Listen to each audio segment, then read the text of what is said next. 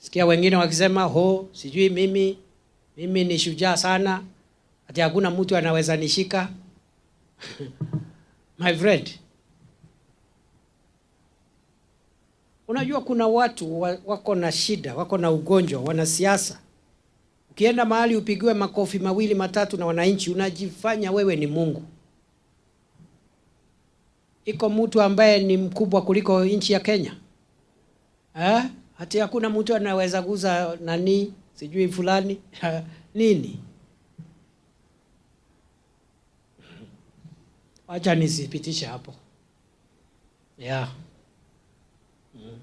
Nisipite hapo. Na hii sio mchezo. This is not politics. Hii sio siasa. Siasa ni mambo ingine iko kando. National security, national stability is different. Wale walikuwa wanachochea hao vijana wako wapi saa hii? Wanawaambia wafanye hiyo maneno. Mimi nashukuru ule padre ameomba hapa. Makanisa mengine, they have been praying for the security and peace of Kenya, and I thank them. Lakini kuna wachache viongozi wa makanisa walichochea hao vijana. Wako wapi saa hii? Hata walaani hiyo vitendo. Wamepotea. Waakilishi wa nchi za ng'ambo, wengine hapa mabalozi, wanajifanya wajuaji. Wanaongea mambo ya Kenya, ati wanajua Kenya kutuliko sisi ambao tunaishi hapa na tumezaliwa Kenya.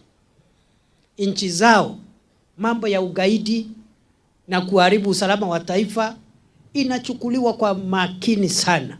Nobody plays around with national security.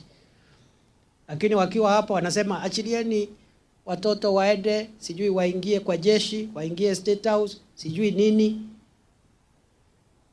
Wanachochea mapinduzi.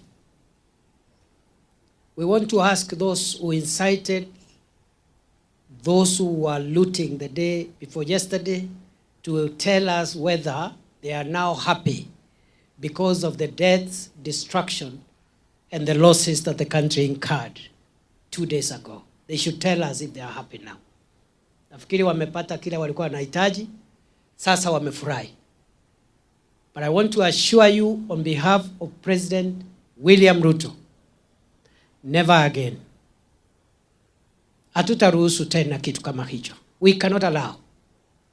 If someone is brewing trouble, we will not wait for that person to complete what they are doing. We will go for them before they come out of where they are cooking their terror.